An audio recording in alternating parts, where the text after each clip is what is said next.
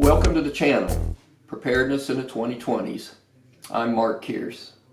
In this video, we'll cover what the CDC and other medical experts are saying about civilians wearing masks and protective gear. Should you wear a mask? If so, what type? And how do you do decontamination? First, I want you to know that I'll do everything possible to give you truthful information and break it down so it's easy to understand. I get my data from the top 4 medical journals, from the CDC, and some other trusted research sites. Let's get started on what the CDC is now saying about masks for civilians. They're saying there is a benefit for the public to wear them, but they would like for you to stay in the house and contain. But if you have to go outside and you feel like you can't stay 6 feet away from somebody, there may be some benefits.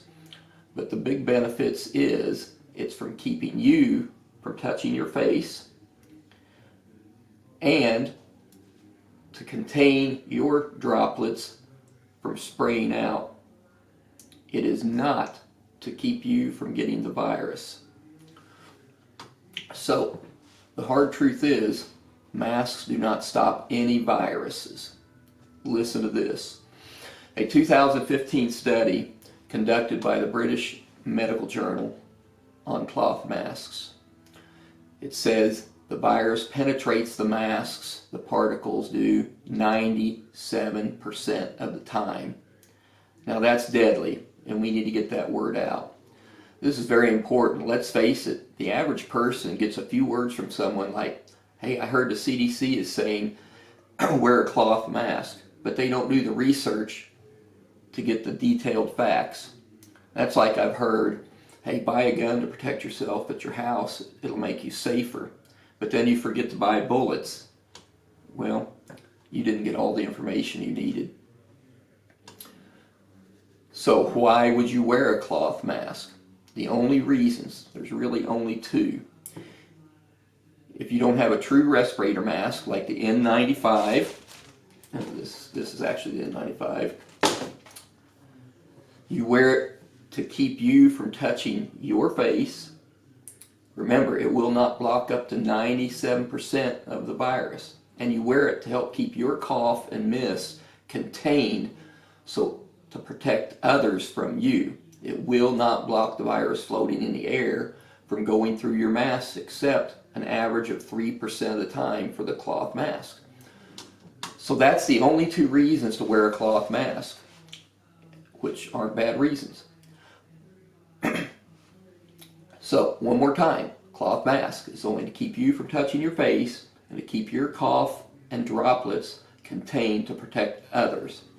They do not, think about this, they do not 97% of the time stop any virus from going into you. So, is this being told in a way that's easy to understand out to the public? So these people wearing cloth masks realize this? I hope so, but I haven't seen it. So let's talk a little bit about the coronavirus. On March 23rd, the New England Journal of Medicine stated that the coronavirus may be between 0.02 and 0.05 of a micron. This is very important information. Now we have a starting point. The N95 mask is rated down to 0.03 microns, which is slightly higher than the possibly lowest range of the coronavirus of 0.02. But the N95 mask is stopping particulates 95% of the time. They stop it, compared to the cloth mask that lets on average 97% of particulates through. That's a big difference, and a difference between life and death for some people. Now, the N95 mask, the N99s and up, stop 95 to 99 and 99.8% of the particulates, and down to 1 micron. So they do work, and they've made these particulate masks for a reason, for the medical field, for law enforcement, for the military, for the auto body industry, for the painting industry, and lots of others. They work. It's a fact. So anybody that says masks don't work does not know what they're talking about. Sold for years, and you're seeing now that they're coming out and saying they're working. But You have to wear them properly and decon properly and dispose of it properly. So these are very important steps. With that being said, it's worth wearing this protective gear to stop the seasonal flu that kills thousands of people, as well as to protect yourself. It's worth it. Now, so why has the CDC and others in the medical field been telling people not to wear them? It's not needed. My educated guess is, like in law enforcement, which is my background, law enforcement and many other groups feel the average person should not own or carry a gun because they won't train with it enough, and there's too many ways to make a mistake. And there's some truth to that. And let me go on the record as saying, when I was police chief, I stated, and it was published, that I believe everyone, within reason, should own a gun to protect themselves. But understand this, law enforcement for the most part is to investigate after the tragedy. Okay, so why did they wait so long to say wear a mask? Well, epidemic, serious stuff happening. Because if you don't wear it properly, decon properly, it will give you a false sense of hope, and there is a chance for it to fail. I'd still rather wear them improper than not wear one. Remember, the government has to put out information to what? 320 million people. How many of them will understand how to properly use the gear? Most won't. But me, and hopefully you and several people like us, want to be prepared, know the facts, protect ourselves and others. We want the truth so we can make informed decisions. The other reason, and a fair one, is that there's a shortage of masks for the frontline people. I understand that.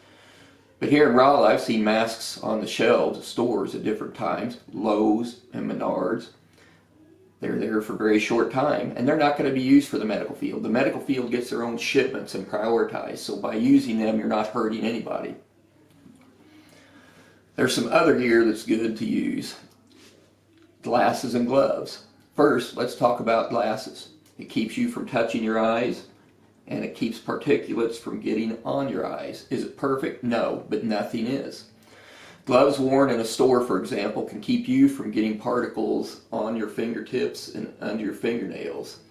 And let's face it, some people don't clean their hands enough. Do you do this when you're washing your hands and your thumbs? Maybe not. And you scratch your face not with the palms of your hand, but with your fingertips. Let's do a quick overview of the coronavirus. They're saying stay at least 6 feet away from people, and that's a good thing to do. But did you know a hard cough can travel up to 26 feet? Wearing glasses and a mask could help, the proper ones. The virus can stay in the air from 3 minutes to 3 hours, depending on the conditions and the environment. There's a large study done now on aerosol projections from humans. I'm going to be going over this in detail in a soon to be released video. My next video is going to be on actually the masks to buy. This one will protect nothing. This one will. How to decon, how to store them, how to dispose of them.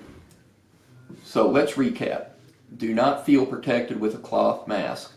New England Journal of Medicine states 97% of the time the virus goes through a cloth mask. The wearing of cloth masks, 2 reasons. 1, keep you from touching and contaminate yourself. 2, to keep your droplets somewhat contained so you don't contaminate others. The proper wearing of N95 masks and above is a great tool to keep you safe. So, we all need to be prepared for a crisis in the future. You see how this virus has changed our country. What if this virus was 3 times as contagious and 50% death rate like Ebola? My channel, Preparedness in the 2020s, is a place you can go for information on being able to take care of you and your family and others when things go wrong. I believe in preparing for the worst. I don't want someone to have an advantage over me and be able to take me and my family out, and then pray for the best. So I hope you stay to this channel. This is something that has been an interest of mine my whole life, and I hope you enjoyed the video and will follow the channel I'll be releasing some other videos pretty soon. I like to keep them fairly short and factual. God bless, and thank you.